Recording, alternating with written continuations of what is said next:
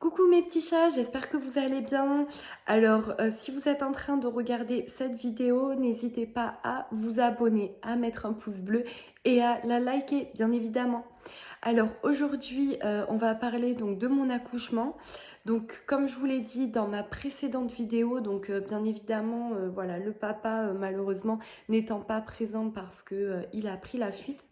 Donc, voilà, je vais vous expliquer un petit peu le déroulement de mon accouchement. Donc à la base mon fils était prévu pour fin février. Il est sorti bien évidemment plus tôt.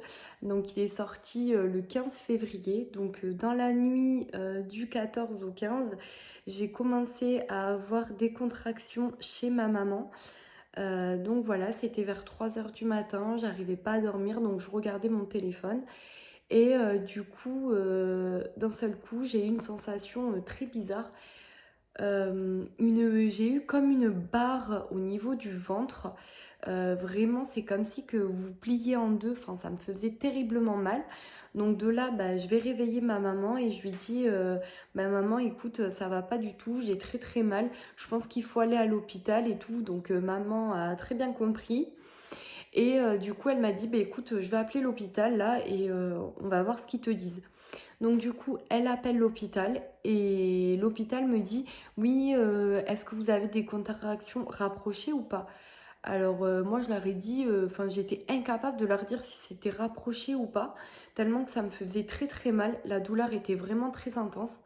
Donc là, les médecins, donc les sages-femmes me disent, bah écoutez, venez de suite, on va voir ce qui se passe. Donc là, j'arrive donc à la clinique. Il faut savoir que j'ai accouché dans une clinique privée sur Toulouse qui est vraiment topissime, vraiment. Ils m'ont pris en charge de suite. Enfin, c'est vraiment le personnel est vraiment extraordinaire. Donc du coup, j'arrive à la clinique et donc là, on me prend tout de suite en charge.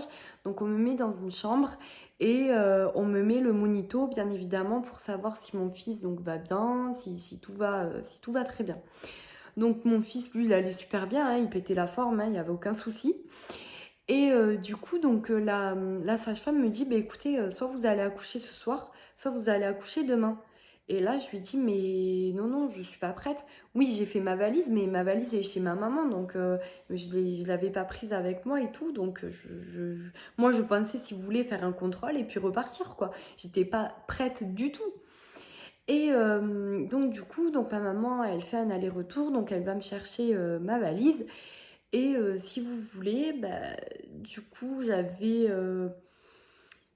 tellement les contractions fortes qu'on pouvait pas me faire pour le moment la péridurale parce que c'était encore trop tôt, vu que j'avais le col qui était ouvert, mais pas trop, quoi. Donc de là, donc elle me fait une surveillance par rapport au monito. Et à 5 heures du matin, vraiment, les contractions étaient tellement fortes que là, j'ai dit à ma mère, j'ai dit, écoute, va voir les sages-femmes, va leur dire que là, j'ai besoin d'eau chaude. Parce que vous savez, l'eau chaude, en fait, ça permet de dilater le col et de faire descendre bébé assez rapidement. Donc, du coup, à 5 heures du matin, j'ai supplié les infirmiers, j'ai dit, s'il vous plaît, il me faut vraiment une baignoire avec de l'eau, je n'en peux plus. Et du coup, ben, bien évidemment, ils m'ont transférée dans la chambre d'accouchement. Sauf que moi, je ne savais pas ce que c'était. Bon, on parle de chambre d'accouchement, mais je ne sais pas du tout ce que c'était vu que c'était mon premier enfant. Donc de là, moi, je me vois une baignoire. J'étais trop contente et tout. J'ai dit, super, je vais pouvoir me soulager. Donc là, en fait, je m'en foutais vraiment du regard des gens et tout. Là, ce que je voulais, c'était vraiment me soulager, vraiment. Donc là, en fait, j'étais en sous-vêtements. Et je me suis foutue dans la baignoire et j'étais en fait à côté du robinet d'eau et à chaque fois en fait je me réglais l'eau et je mettais l'eau chaude justement pour que ça puisse en fait dilater le col et franchement ça me faisait du bien. Donc du coup bah, ils n'ont pas pu me faire la péridurale donc j'ai dû attendre jusqu'à 7h30, 8h. Donc de là, je me suis soulagée un petit peu comme j'ai pu. Là, ma mère qui me dit non, mais il faut pas que tu restes comme ça. Il y a le médecin qui va venir et tout. T'imagines, enfin, t'as un sous-vêtement et tout. Et là, je lui dis non, mais écoute, maman, j'ai tellement mal que là, j'ai besoin de me soulager. Je n'en peux plus en fait. J'avais essayé le ballon, ça marchait pas. J'avais même essayé de me mettre à quatre pattes pour vraiment essayer de, vous savez, de faire passer la douleur, hein, parce que c'était atroce.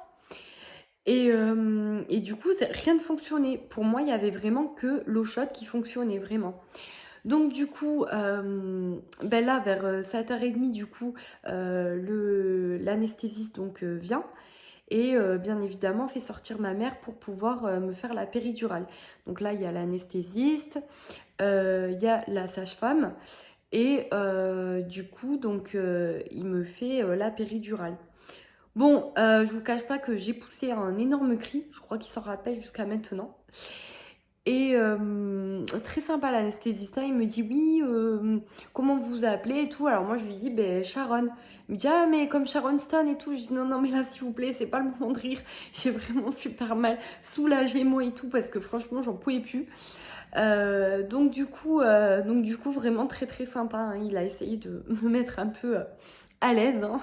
Mais bon dans des conditions comme ça c'est un peu bizarre. Et et donc, du coup, il me fait la péridurale et moi, ça me soulage.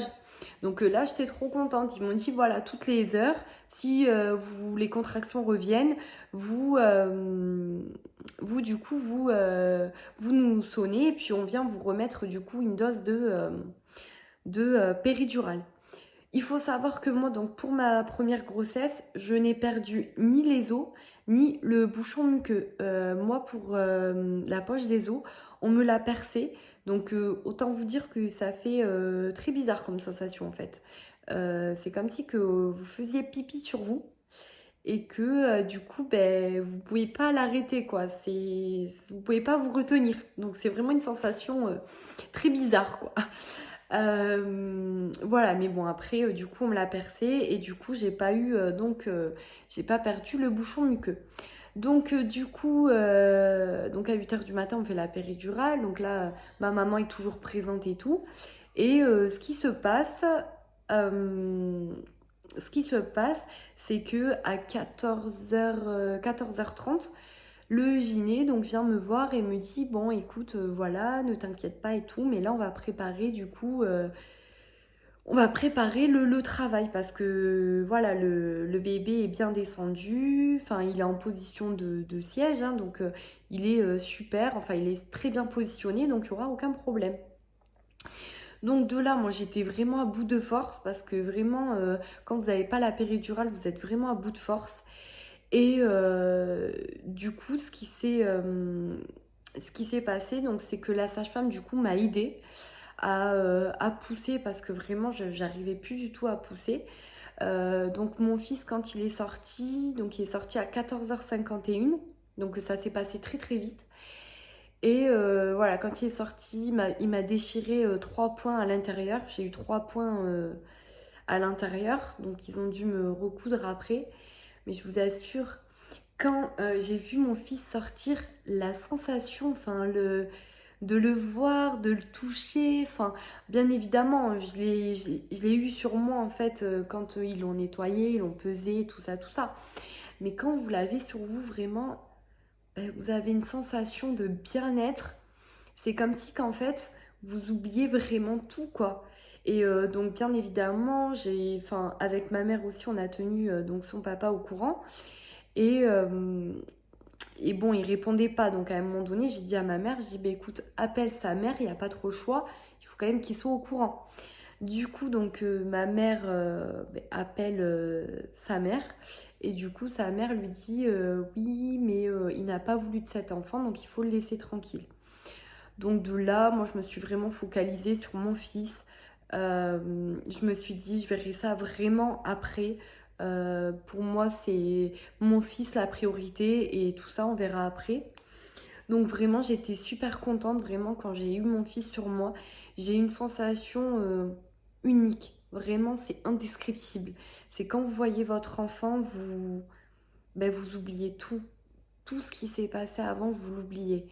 Et vous avez une sensation de bien-être quand vous voyez ce petit être avec ses petites mains, ses petits pieds. Enfin, vraiment, j'en suis gaga hein, encore maintenant, hein, même qu'il soit grand, enfin qu'il va avoir bientôt 6 ans. Mais je suis toujours gaga, quoi, hein. Et puis, c'est des moments qu'on n'oublie pas. Et et on a toujours ce lien fusionnel. Et ça, c'est vraiment, c'est unique, unique. En tout cas, si cette vidéo vous aura plu ou vous aura peut-être aidé à y voir plus clair, n'hésitez pas à me laisser un commentaire et je vous dis à très bientôt pour une prochaine vidéo. Ciao!